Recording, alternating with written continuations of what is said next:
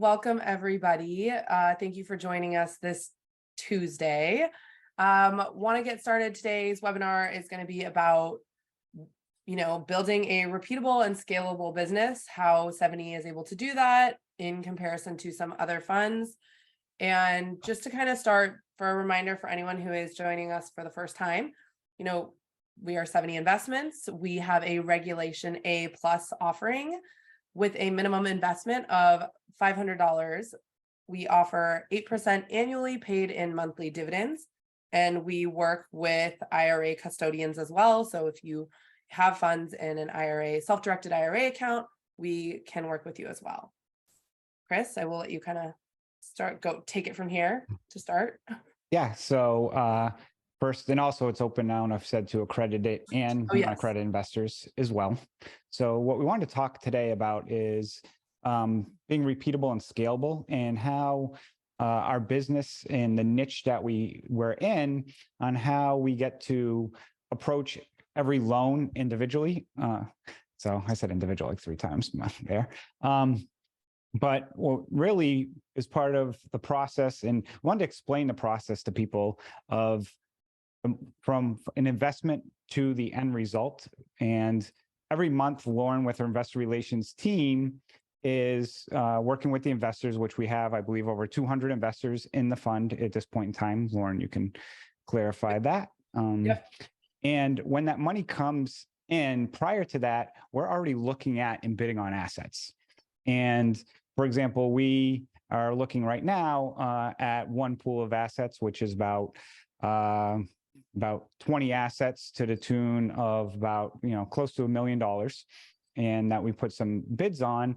And we mention this because when you focus on the large companies that invest billions of dollars, they're buying these distressed assets, and they're buying them in a pool. Whereas we're buying them and being able to look at every single loan. So when we talk about things like our double bottom line, we're providing the investors our return, along with also trying to work with the borrowers. That is something we can do, and we can repeat that and continue to scale it with the investors. Go ahead, Lauren. Yeah. So, I think something important to remember here is like we're, going for a $75 million raise, which is the, max amount for the Regulation A. And the industry itself is over a $60 trillion industry. So really, you have a huge industry. We're really just like a blip on the map. So compared to, your BlackRocks and larger funds that might be buying billions of dollars in assets, that's not repeatable and scalable in the sense that we're talking about to afford both the investors the 8% and the commitment to working with the borrowers to, help them stay in their homes. So really focusing on, what we do at our firm, what makes us different and allows us to have that repeatable and scalable business model at our size. So, when, like Chris said, we're looking at assets that are coming across our desk, we're, not necessarily, we always talk about buying in bulk. And yes, we buy in larger quantities, but I don't really love the phrase buying in bulk because it kind of assumes that we're not taking a close look at every asset that we're, onboarding. And Chris, you can speak a little bit more to like, what does that mean when we're, we receive a pool of assets, and what does our due diligence process look like? Like how is it different from, say, a, $1 billion fund? Yeah. And to mention, like you said, when we say bulk, that's a good point, because we've bought loans, just an individual loan. We last month closed on a loan that was just an individual loan from an individual seller. And we could buy up to 50 at a time. And so it varies. But you mentioned a good point about what does it take to review each loan, and the due diligence that's involved. And we've talked about this on other webinars of that 3D picture that we like to paint of looking at the property, of what the property looks like. So we get eyes on the property through a third party, which is common. So other people would do that. The person itself, understanding what caused that situation. And that is one area I think is the differentiator. because typically if this is something, a larger institution, they'll look at the property and they'll look at the title, meaning is the title on the asset clean? Are they really truly in a first position? Of course, that's something that we do as well. But that third P of the person and the problem, or second and third person and problem, is something we really focus on, which is understanding what got them into this predicament, and also, what the person's history is.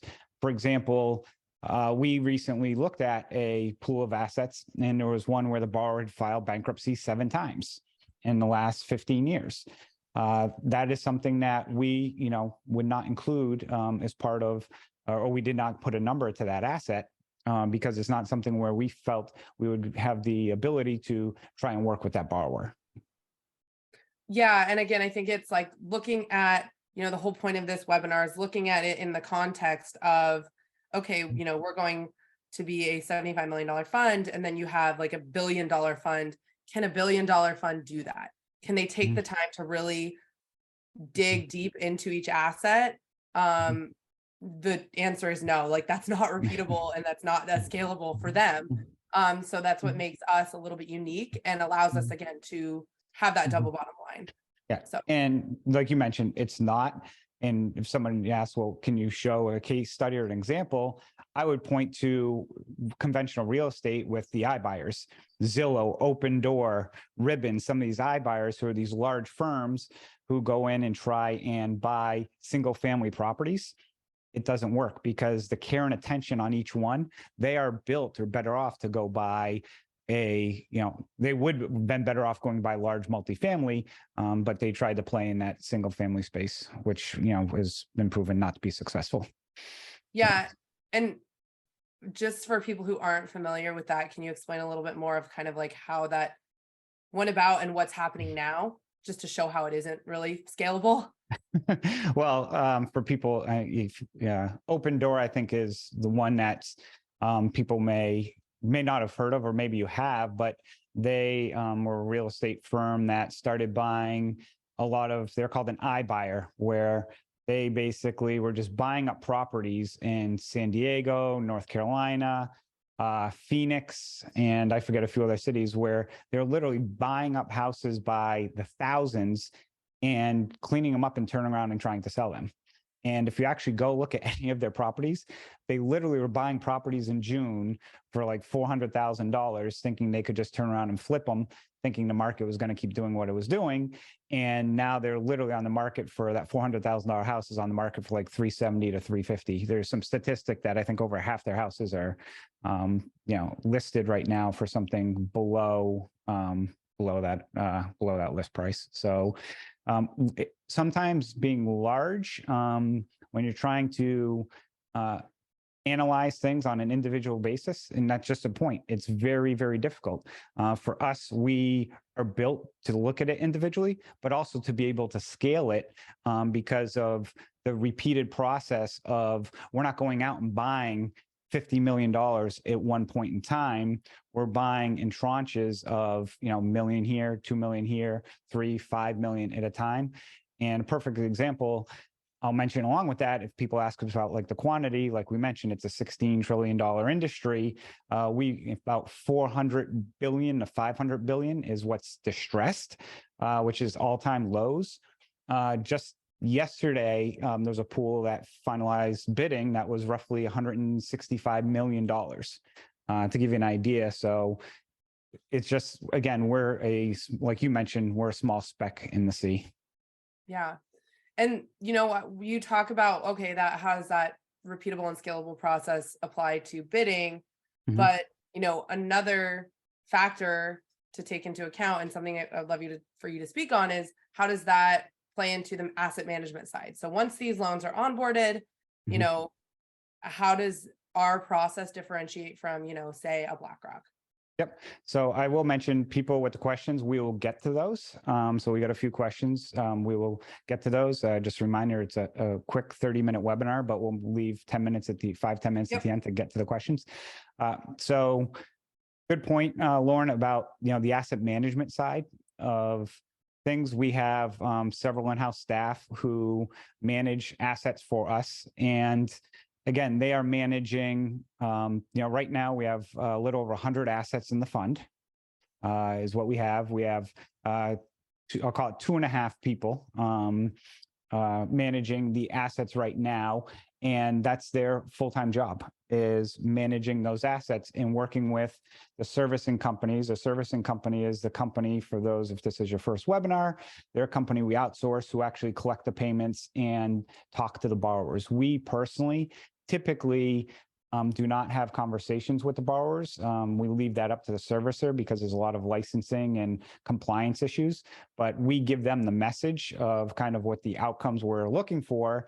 And they basically are, the negotiator in many of those instances. So we have people specifically individually working with them, as well as we do have teams of attorneys, trying to work with the borrowers as well. So that's their sole job, and they are touching every loan or reviewing every loan, on a consistent basis. It's not that we have so many assets. And again, I'll go back to kind of a large fund portfolio where they may buy 1,000 assets, and some of the ones that are very distressed or might have low balances, they get stuck in the proverbial draw, because it costs the same amount of money to manage $1 million note as it does a $10,000 note. And also costs the same to foreclose. It costs the same to service. All of those costs are the same. So the larger companies, which ones are they going to focus on? The more expensive ones. So we don't have any assets that go in a proverbial draw. There goes my Boston accent. My Boston accent comes out there trying to say it. Drawer. Drawer, yeah. So, we are constantly managing every single asset. And there's times even where, for example, I was actually supposed to be on a Zoom call for a mediation hearing today prior to this that got canceled because it's a loan that I have the most involvement in. And yes, I also do, besides running a company, I also get involved in some of the asset management side. Yeah, and I think it's important to note, like, for people who might not be as familiar with the note space, note industry, while we have our in-house, like 2.5 people, 3 people managing assets, they're essentially working with these servicers, and each servicing company has a dedicated rep that is working with them to come to a resolution with the borrower. And like Chris mentioned, we do all of the kind of strategic analysis and and guide the servicer. They do the communication for legal purposes and compliance purposes.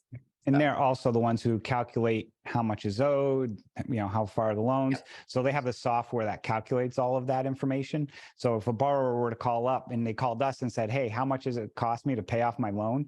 That's information where we would forward them to the servicer, because they're the ones who are legally compliant for us in that front. Yeah. And I think, again, kind of going back to what makes this like scalable and unique and different is that we are, our asset managers are looking at every loan. It's not, we have a set, we don't throw things into buckets, I guess you could say, or drawers or whatever that might be. We look at each case as unique, each borrower's situation as individual. And, that's what helps us, again, kind of meet that double bottom line of working with borrowers, also meeting our investor commitments. Chris, do you have anything to add? No, I think we could. There's one question that came up that I do want to kind of touch upon now, because we were talking a little bit about legal, and we'll get to bonus shares and housing market stuff in a minute. Was somebody said, do you need to work quicker in the winter when families may be put out in the street if foreclosed or evicted on? Typically, in this time frame between Thanksgiving and kind of the end of the year, we will typically pause any type of legal actions that may be ongoing during that time. If we're working with borrowers, we're constantly working with them, and it's not where somebody's going to realize or find out, oh, I know I'm getting evicted now. There's a foreclosure process that can take anywhere from 4 months to 5 years that they would go through. And then from there, there's also an eviction process. And one of the things I'll mention too is, for loans that, I've been doing this 6 years, Typically, if we ever had to foreclose, usually it's, a deceased borrower or the length of delinquency. The average length of delinquency is probably 5 or 6 years that the person's behind. Somebody who's 3 or 4 months behind, that's where, we are, 99 out of 100 times would be working with them to try and get them current on some type of forbearance plan or payment plan, to trying to get them caught up. But it's very rarely that you see a foreclosure on an asset or on a borrower who with anything less than a year delinquency. Yeah. While we're here, was going to go ahead and kind of wrap into the other questions. So yeah, go ahead. Kind of opening it up for questions now. If anyone has anything, we'll all just kind of go through. I'll go ahead and be the moderator and ask you the questions. So, okay. And we can kind of both answer, but where can I find information on how investors sell their investment and how the price is determined after the minimum hold period? Okay. So we, right now have been talking with a secondary marketplace for once we do close the fund and raise the offering, close the fund and close the offering after we sell off all the shares. We've talked about putting it on a secondary market where people could basically buy and sell their shares. We don't have at this point in time any anticipation on putting this on a public marketplace. The shares right now are listed at $10 per share. We would anticipate if those were listed on a private exchange, you as the holder could list those for what you would want to price, and there are people who were looking to buy it at that price. The anticipation would be that it would stay pretty stagnant at the $10 is what it would be. And more information on just that process and the end of the fund can be found in the offering circular, which this is a Regulation A. So we're very, it is transparent. Everything is publicly available. And you can find that in the offering circular, which is on the invest offering page. And if anyone needs a link to that, feel free to email me directly. And for people who raised your hand, feel free to put your question in the chats as well. I see a few people also have raised their hands. If the housing market goes down 10 to 15%, do your mortgage notes go underwater? So there's 2 components I want to talk about in regards to this. There's the note and then there's the investment. And the reason I mention this is, most of the notes we buy were originated prior to 2019. We make it a focus that it would be very little chance we buy something originating in the last 12, 15 months, because when it was originating at the peak, and there's a chance for that to, possibly that price go down. A lot of the older loans that we're buying, it could have been, I'll just use the term, a $200,000 house back then. They put 5% down, so their loan was $190,000. That house might be $240,000, $250,000 today, and their loan balance might be $180,000. So there's already some of that extra built-in equity. But take that $180,000 loan, say we pay $120,000 as our purchase price for that loan. We're buying at 40 to 60, 65%, depending on the state. So if our investment's $120,000 and that house is worth $220,000 or so forth, we've got almost 50% equity for the investment. So the investor's equity is typically below 50% on the majority of loans. It might tick up slightly above 50%. So even if that property dropped to say 180, which is what they owe, and say we had legal that bumped up to 185, while the loan technically might be underwater, your investment's only at 120. We might have 5,000 into it. And then, there's still room for profits and so forth during that period of time. So wanted to kind of mention the 2 differences between the loan value and then the investment value. Yeah, that's a good point. And I also, like you said, we're not looking at notes that were originated during COVID that have this COVID value built into them. So let's say the last, since 2020, we've seen crazy value increase. Say that went away completely. Excuse me. most of the mortgages that we're purchasing, the notes that we're purchasing, again, had that value prior, would have had value and equity prior to COVID. And then when we do our bidding on our acquisition, like this is something we're looking at, we're constantly looking at the market and taking into account like a price adjustment based off of what could happen where we're at now. So, you know, that's something that we're constantly tracking. And again, I think it was good that you differentiated the investment equity versus like the current value of the mortgage note. And then the other thing that's important that we look at, because we recently received some assets that were originated, you know, within the last 24 months. And when we took a look at them, the challenge on these were the loans were originated before April. So the loan interest rates were about 3.5%. And the borrower through 12 payments may have made 6 payments. So the borrower's made 50% of their payments. But you get caught in, when you review and analyze that loan, that some of the challenges can be, and this is why we don't look at, you know, sometimes these loans, is the seller's price that they want for that loan is too high. That would allow us to sometimes work with that borrower. It's better off for them who currently own the loan to work with that borrower.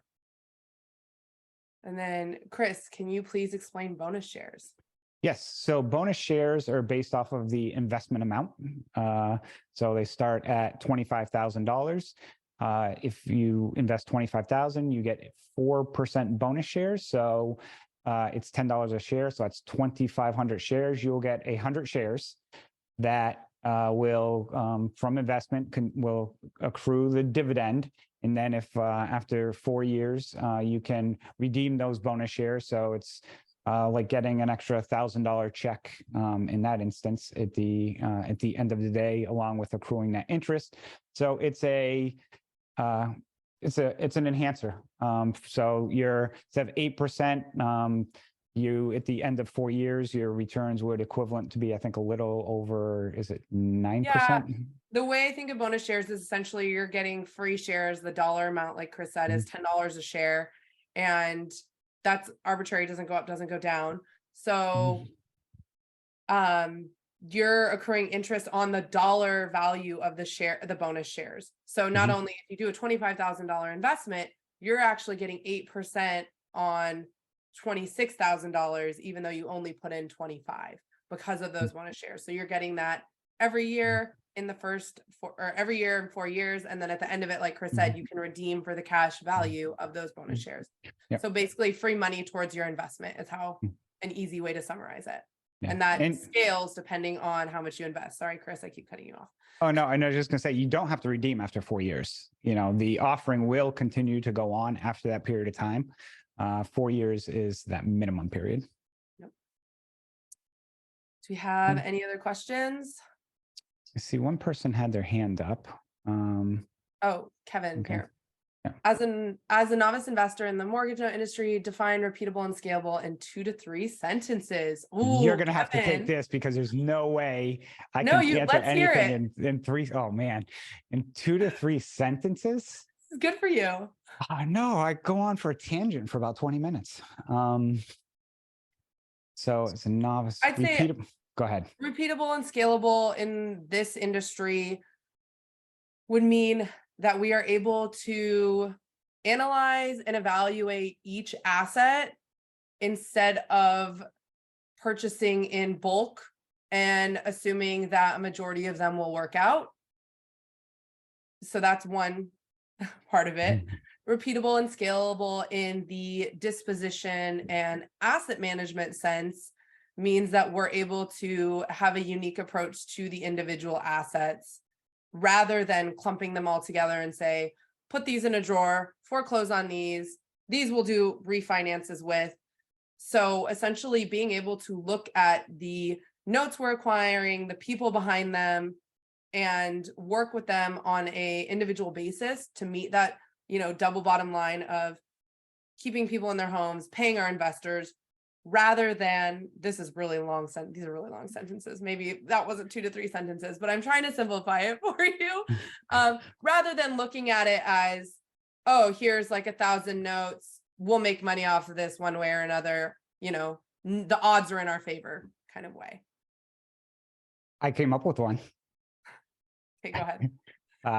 I consider creating systems and processes that allow us to grow the company and continue buying notes while also looking at an individual asset by asset basis to allow us to work with the borrowers. That was much better, but I'm glad I bought you time with my answer. You bought me time and the thoughts actually came from you. So I do have to give you some credit. Yeah, we're good there. Like I'll summarize it less and then you'll take it and make it like one sentence. So Yeah. Ryan has a question. So when payoffs and principal portions are paid by borrowers back into the fund, that money is used to purchase more loans, not used to redeem shares, in parentheses, in order to keep the fund ongoing indefinitely. Correct. Is principal money gets, borrowers get paid off, or we sell assets, that principal comes back in the door and that principal will turn around and get reinvested.